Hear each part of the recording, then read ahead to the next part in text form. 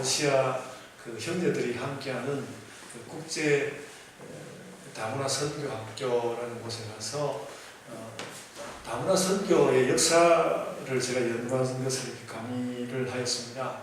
근데 그때에 그 참여한 젊은 목사님, 30대의 목사님 한 분이 계신데 그분의 그 아내가 고려인이었습니다. 그리고 이제 그 고려인 그 사모님은 그들에게 선교한 선교사님의 그 제자였고 그 사모님은 그 사모님의 어머니가 굉장히 믿음을 가지고 열심히 하나님을 믿고 싶은데 교회가 없어서 교회를 늘 가지를 못하다가 이 선교사님이 교회를 세웠다는 이야기를 듣고 매주 하루에 5시간씩 기차를 타고 와서 예배를 드리고 가고 그렇게 했다고 합니다. 그 기간이 얼마였는지 알지 못하겠는데 아마도 그렇게 5시간 걸려서 예배를 드리기 위해서 오는 그런 심정이 예수님의 그 예루살렘 입성의 그런 어떤 심정 같은 것이 그들에게 그런 마음에 있었으리라고 생각이 됩니다. 그런 마음으로 오늘 말씀에 나아가기를 원합니다. 여러분, 예수님의 예루살렘 입성은 자신의 죽음의 계획을 종결짓는 발걸음이었습니다. 예수님이 진짜로 죽는다는 겁니다. 이 고난주간을 맞이하는 것은 예수님이 정말로 죽었다는 것입니다. 정말로 예수는 죽었습니다. 그걸 우리가 확인하는 것입니다. 프랑스의 현대 심리 철학자 르네 지라르는 그의 책 희생양에서 예수님 죽음과 관련된 성경의 여러 가지 내용들이 어떤 부분에 있어서는 사람들에게 좀 믿음지 못한 부분들이 있고 그러긴 하지만 예수님 죽음의 사건이 일어났다는 것은 절대로 부인할 수 없다는 것이다. 이렇게 말하여 주었습니다. 신학자들은 이런 철학자와 조금 다른 의미가 있지만 철학자가 하는 이 말을 우리가 유심히 들어볼 필요가 있는 것 같습니다. 즉, 그 의미 그대로, 우리가 성경에서 보는 그 의미 그대로, 그 사건 그대로 예수님 죽음의 사건이 일어났다는 것입니다. 오늘 본문은 그 죽음을 위한 예루살렘 입성 전야에, 예루살렘 지금 들어가려고 하는데 예루살렘 입성 전야에 긴장된 상황을 보여줍니다. 저는 오늘 그 긴장감 속에서 우리 믿음의 의미를 찾아보려고 합니다. 그리고 우리가 세상을 살면서 진리애로 참된 것으로 생명애로 진군해가는 폭발력을 느껴보려고 합니다. 예루살렘 입성에는 그런 폭발력이 있습니다. 예수님의 예루살렘 입성은 진리와 구원을 향한 기독교인 순례의 절정을 보여줍니다. 오늘 이 말씀으로 세상을 살아가는 여러분 신자의 강력한 힘을 얻으시기를 소원합니다. 그래서 이번 한 주간이 여러분에게 아주 힘찬 한 주간이 되기를 바랍니다. 자, 오늘 주로 오늘 읽은 본문 가운데 1절로부터 7절 단락을 말씀하려고 합니다. 네, 여러분 성경을 한번 펼쳐놓고 보십시오. 요한복음 12장 1절로부터 8절 이 단락에 무슨 말이 제일 많이 나오는 것 같습니까? 무슨 말이 제일 많이 나옵니까? 가만히 들여다보면 바로 예수님 자신입니다. 예수라는 말이 제일 많이 나옵니다. 그래서 제가 간략히 이야기하면요. 1절은 예수님의 베다니 도착입니다. 베다니에 도착하였습니다. 그리고 이름이 2번 나옵니다. 2절은 예수님을 위한 잔치가 열렸다는 건데 또 예수님 이름이 2번 나옵니다. 3절은 마리아가 예수님 발에 향유를 부었다고 하면서 예수님 이름이 나옵니다. 4절에는 가룟 유다가 예수님 체포를 도울 거라고 하면서 또 예수님 이야기가 예수님 이름이 나옵니다. 5절과 6절에는 예수라는 이름이 없이 가룟 유다의 악행이 대조되어서 나옵니다. 다시 7절은 마리아의 향유가 예수님 장례의 준비라고 하면서 또 예수라는 이름이 나오고요. 8절에는 예수라는 말은 없지만 예수님이 나라고 직접 지칭하는 가운데 예수님이 제자들과 함께 있지 않을 때가 올 거라고 말하고 있습니다. 그래서 이 단락은 오늘 그 요한복음 12장 1절부터 8절 이 단락은 예수님의 마지막 한 주간을 미리 쭉 보여주고 있습니다. 그래서 거기에는 예루살렘 행적과 십자가와 부활과 성천이 모두 암시되고 있습니다. 그렇게 전체 8절 중에서 6절에 예수님 이름이 나오고 예수님 이름이나 존재의 확인은 9번에 걸쳐서 나타납니다. 이렇게 단락 전체에 도배된 예수님의 이름과 함께 본문에는 지금 무슨 일이 일어나고 있습니까? 무슨 일이 일어나고 있습니까? 바로 예수님 자신의 죽음의 계획입니다. 예수님 이름과 그의 행위들로 가득 찬 어떤 절정의 자리에서 그는 그의 죽음을 계획하고 사람들에게 자신의 죽음을 확인시키고 있습니다. 예수께서는 마지막 여행을 하기 위해서 사시던 땅 가버나움을 떠난 이후에 여러 번에 걸쳐서 자신의 죽음과 부활에 대해서 말씀하였습니다.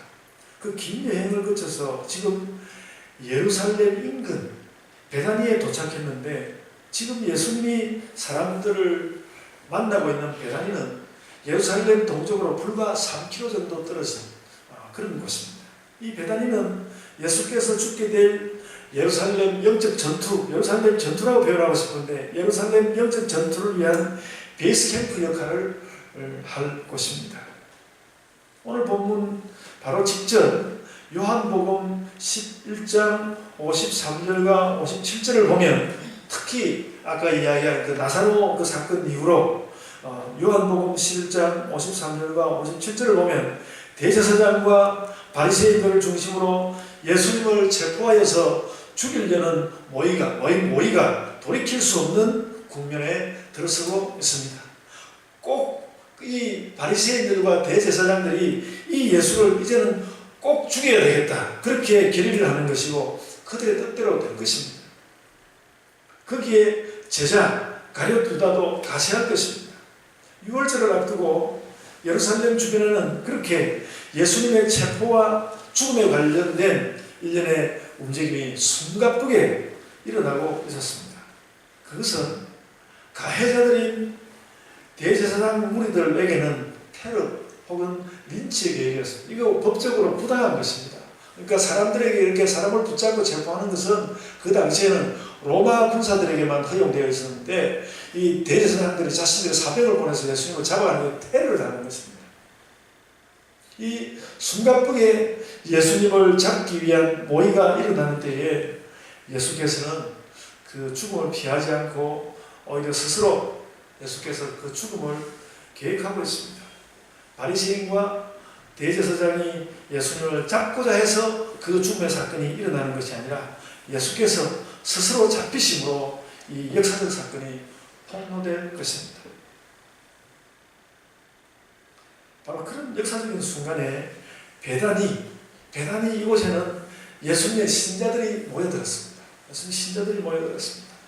오늘 본문에는 나사로와 그 누이들, 그 여동생들이 주요 인물로 등장하지만 지금 잔치가 벌어지고 있는 이곳은 나사로의 집이 아니라 역시 베다니에 사는 베다니 나병 환자 시몬의 집으로 생각됩니다. 마가복음 14장 3절에 같은 장면으로 생각되는 것이 나오는데 베다니 나병 환자 시몬의 집에서 이 잔치가 벌어지고 있다고 이야기하고 있습니다. 시몬의 집에서 잔치를 벌이는데 나사로 어머니들도 함께 나와 있습니다.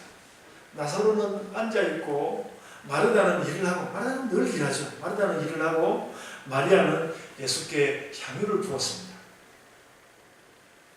저는 오늘 본문 딱 이 장면만 가지고 짧은 뮤지컬을 만들어도 좋겠다. 제가 음악적인 재능이 있었다면 벌써 만들었을 텐데 누군가 이런 걸 가지고 뮤지컬을 만들어도 되겠다. 그 각각 인물들도 독특하고 말이죠. 그럴 수 있다는 생각이 훌륭한 작품이 될 것입니다.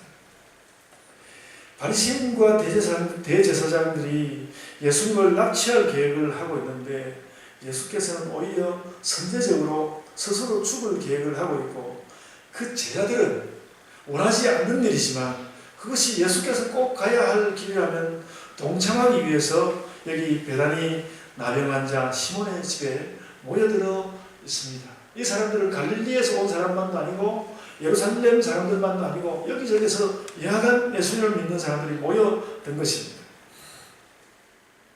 이런 위기감에도 불구하고 예수님으로 인해서 나누게 될 은혜에 대한 기대, 예수께서 나눠줄 은혜에 대한 기대는 또 말할 수 없을 정도로 그 공간에 가득하였습니다. 이것이 예수님의 신비입니다. 하나님의 은혜가 가득함에도 불구하고 예수님은 그 한가운데서 죽을 계획을 하고 있습니다.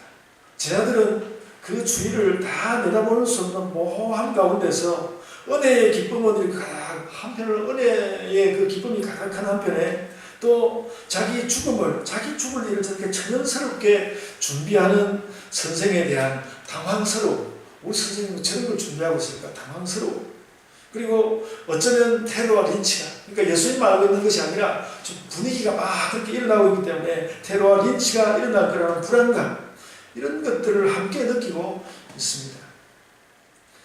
그곳이 바로 예루살렘 영적 전투의 베이스 캠프, 베다니, 그곳이었습니다. 어쩌면 기독교인의 삶이 원래 이런 거라고 성경이 말씀하는 것일 수도 있습니다. 늘 그렇지 않아도 너희의 삶이 어쩌면 이런 때가 있을 것이야, 그렇게 말하는 것 같기도 합니다. 특히 이 장면에서 나사로가 앉아있는 것은 그 영적 전투의 분위기를 확 끌어올립니다. 확 끌어올립니다. 왜냐하면 나사로는 그 바로 직전에, 얼마 전에 나사로는 죽었던 사람입니다.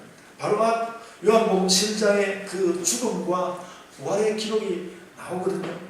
그 죽었던 나사로를 예수께서 다시 살리지 않았습니까? 그런데 지금은 나사로가 아니라 예수님을 중심으로 죽고 나서 다시 사는 이야기가 파다하게 퍼져나가고 있었습니다. 그 이야기는 다 예수님으로부터 나온 이야기입니다.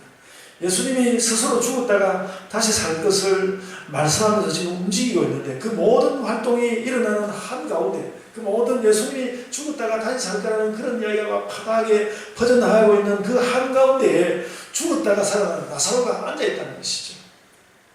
예수께서 죽었다가 다시 사시는 것이 엄청난 진실과 새 역사로서 일어나고 있다는, 뭔가 그 새로운 역사로서 무엇인가 다가오고 있다는 그런 분위기가 그 가운데 팽배하였습니다.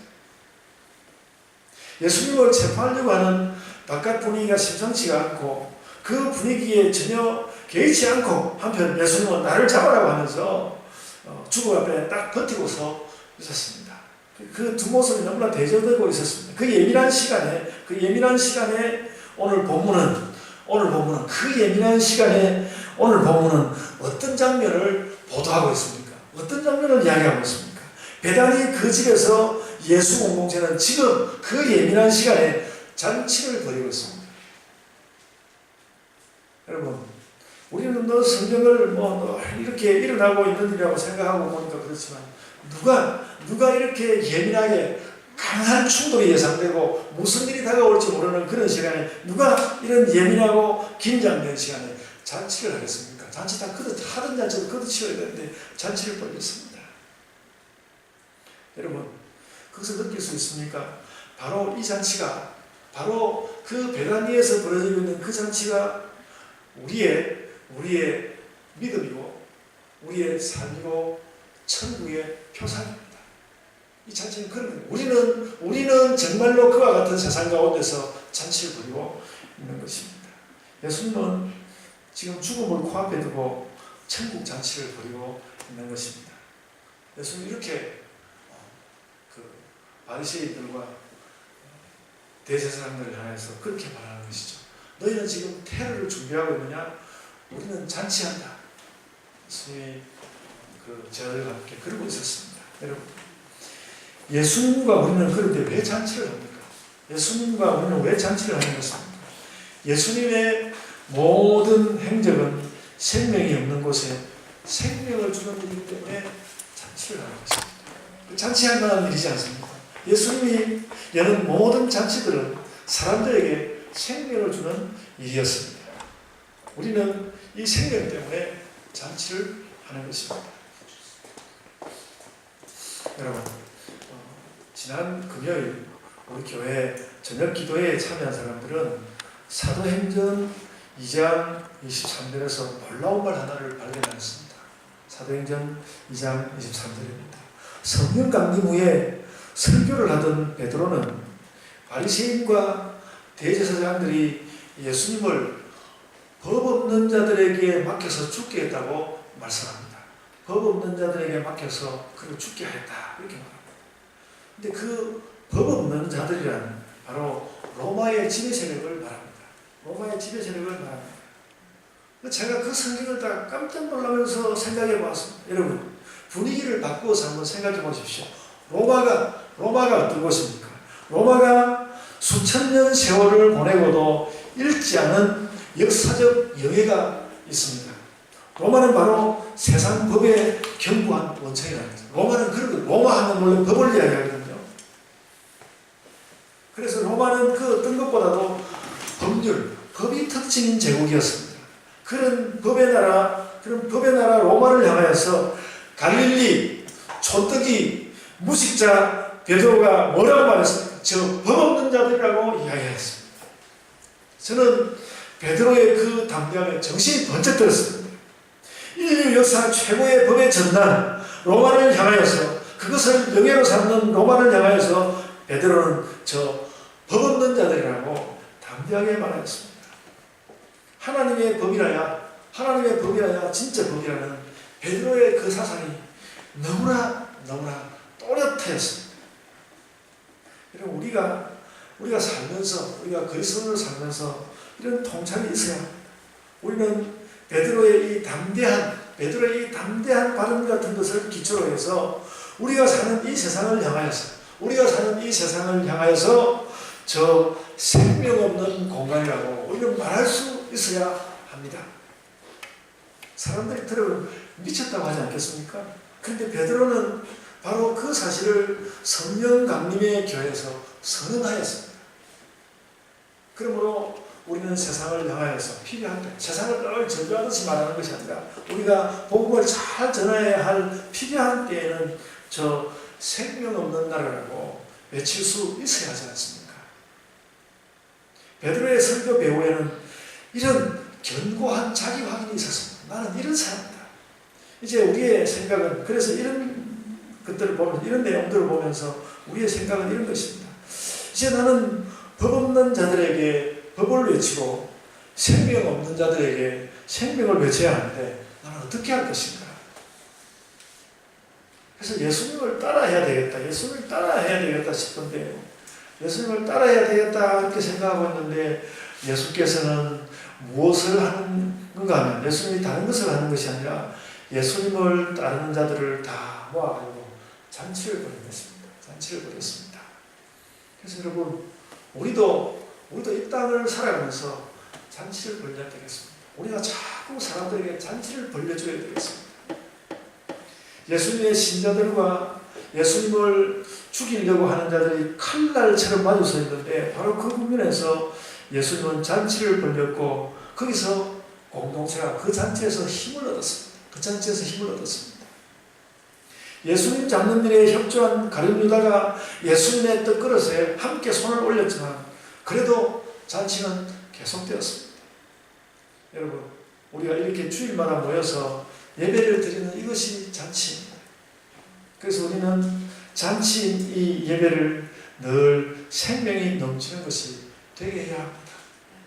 그리고 우리의 한 주간 삶을 생명이 넘치는 잔치의 삶을 살. 그래서 여러분 삶이 다 고달프지 않습니까? 그래도 어떻게 하든지 아침에 일어나면 하나님에 대해서 생각할 일도 많고 그러지만 어떻게 하든지 내가 오늘 이 땅 가운데 나가서 그 누구에인가 내가 잔치를 벌려줘야지. 여러분, 제가 러시아 그 목사님들을 만나고 그 신자들을 만났는데 제가 하루 종일 그들에게 강의를 했어요. 하루 종일 강의를 했는데 떠나올 때 그 목사님 한 분이 우리에게 이렇게 훌륭한 말씀을 가르쳐 주셔서 너무 감사합니다. 그러면서 제가 그분하고 목사님의 포옹을 하였는데 너무 좋았습니다. 그들에게 제가 조금이지만 잔치를 벌려준 잔치의 한 부분을 했던 게 너무 감사했습니다. 우리가 잔치의 삶을 산다고 해서 일도 안 하고 우리 몸이나 편하게 하는 파티를 여는 것은 아닙니다. 우리는 이전에 나온 또 한마디의 말로 잔치의 방향을 잡을 수 있습니다. 잔치를 열었는데 그 잔치는 예수를 위한 잔치라고 하였습니다. 오늘 조경희 전도사님이 먼저 말씀했습니다만 거기서 예수를 위하여 잔치하세요 이렇게 말했습니다. 거기 모인 사람들은 예수님을 위한 뭔가 그 예수님을 중심으로 하는 잔치를 열 수밖에 없었습니다. 그 사람들을 보면요, 나병 환자 시몬은 이미 나병의 치유를 받았을 거라고 생각되고요. 그렇지 않더라도 예수께 그 이상의 어떤 돌보심을 받은 것이 분명합니다.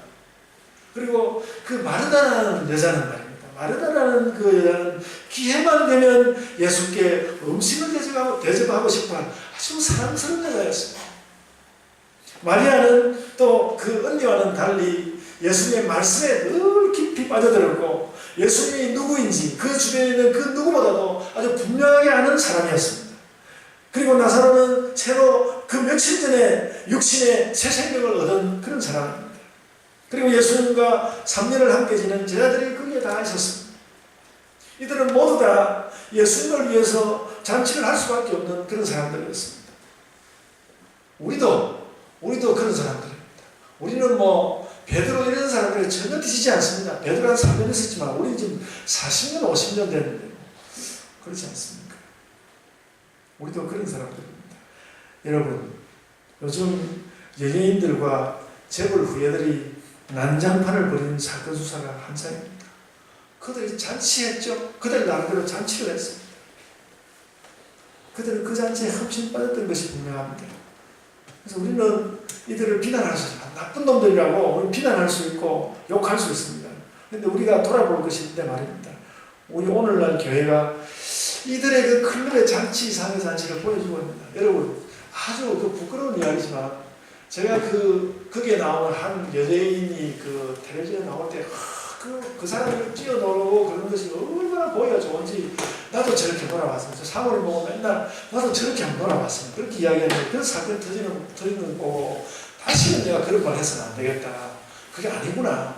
그러니까 내가 목사가 돼가 정말 입에 담아서는 안 되는 말을 했구나. 그래서 제가 하게 됐고 정말 우리는 예수의 잔치, 예수의 잔치를 정말 모든 사람들이 공감하는 그런 것으로 만드는 그런 일을 해야 합니다. 돌아볼 것이 그런 것입니다. 교회가 그런 클럽의 잔치 이상의 좀 멋진 잔치를 좀 보여주고 그렇게 살면 좋겠다.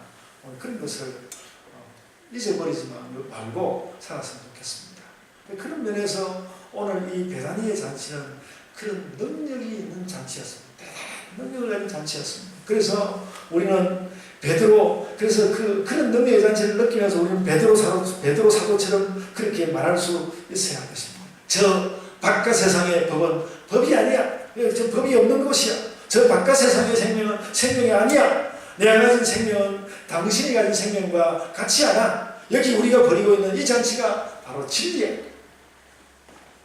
지금 예수님은 베다니에서 그런 잔치를 지금 하고 있는 것입니다. 여러분, 우리가 그래서 이 잔치의 특성을 이해한다면 우리는 오늘 본문의 절정에 가서 닿을 수 있습니다. 여러분, 오늘 본문의 절정이 무엇입니까? 마리아가 예수님의 발에 향유를 부었습니다. 마리아가 자신의 머리를 풀어서 그 발에 향유를 닦았습니다. 5절을 보면 가룟 유다는 그 향유가 300데나리온, 아까 우리 조경희 전도사님 이미 이야기했는데 그 직장인의 1년 연봉에 해당하는 엄청난 금액입니다. 그 옛날에는 노동자들 금액을 조금밖에 안 주고 막 부려먹었으니까 우리가 생각하는 만큼 그렇게 엄청나진 않다 하더라도 그래도 노동자의 1년 연봉이라는 엄청난 금액입니다. 대체 마리아가 무슨 돈이 있어서 마리아는 무슨 재산으로 이 엄청난 액수를 단번에 써버렸을까? 자기 오빠 나사로 치료비를 위해서 모아놨던 돈을 여기 사용한 것일까? 무슨 돈을 그렇게 한 번에 이렇게 써버릴 수 있을까? 그리고 여러분, 좀 더 이야기하면요, 아직 예수님이 그 십자가에 죽으신 그때 아직 예수님 33세, 30대 초반의 젊은 남자고요. 마리아는 젊은 여자인데 그 남성과 여성의 마주침도 뭔가 말하기가 조심스러울 수 있습니다. 발에다가 머리카락을 사용한다는 것도 조심스러울 수 있습니다. 근데 여러분, 오늘 성경 말씀에 그런 것을 적고 있는 것은 그런 것이 아니라는 것입니다. 그런 것이 아니다. 그런 모든 것을 우리가 생각하는 여러 가지 의심스럽고 정말 이상한 일이야, 그럴 수 있을까, 그렇게 생각하는 그런 모든 것을 완전히 넘어서는 어떤 강력한 영적 역사가 그 안에 있다는 것입니다. 하늘에 속한 무슨 사건이 벌어지고 있고 마리아는 그 준비된 사건의 중심에 있는 것입니다. 이 매우 이상해 보이는 일은 하늘에 속한 것이라고 말하지 않는다면 설명하기 어려울 것입니다. 그래서 우리는 오늘 그것을 보아야 합니다. 남성과 여성의 미묘한 마주침이나 엄청난 금액의 향유를 쏟아붓는 것이나 상식적으로도 머리카락으로 발을 닦다는 그런 것을 완전히 넘어서는 그런 세계가 지금 마리아에게 다가와 있다는 것입니다. 하나님의 임재이고 성령의 감동이고 신비의 순간입니다.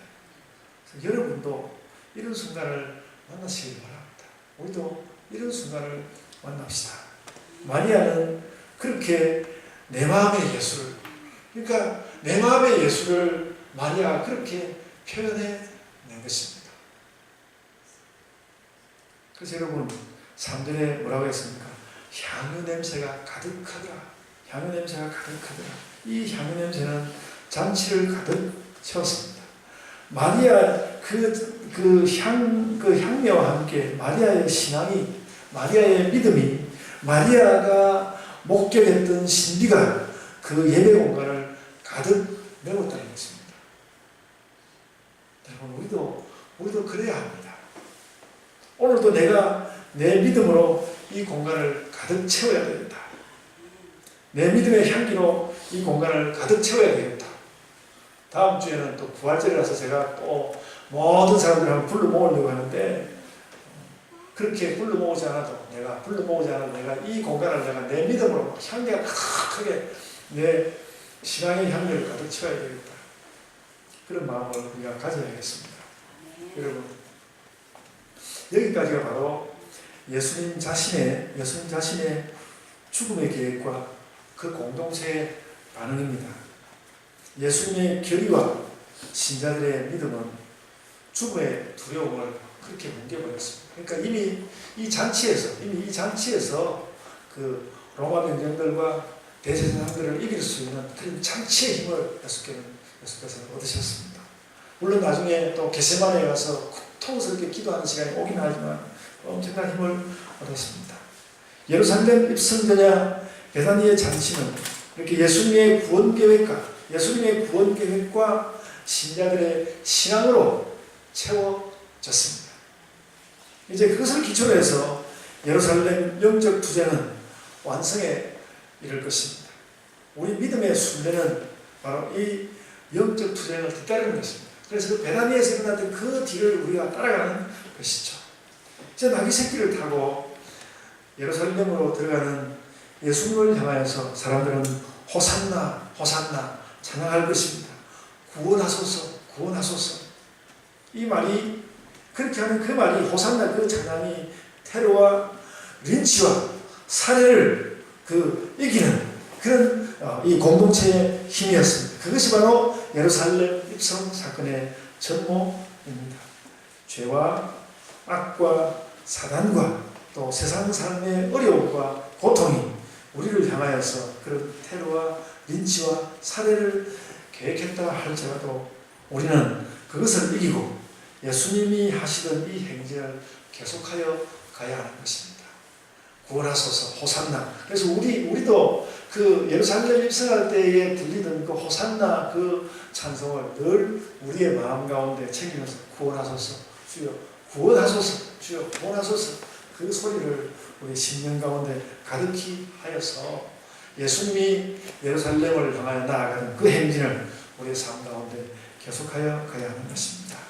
여러분, 호산나 구원하소서 이 찬양으로 이 한 주간과 우리 인생의 걸음을 행진하여 갑시다. 아멘. 제가 기도하겠습니다. 아버지 하나님, 은혜를 감사합니다. 아버지 하나님, 저희를 보아 주시옵소서. 저희를 지켜 주옵소서. 아버지 하나님, 저희의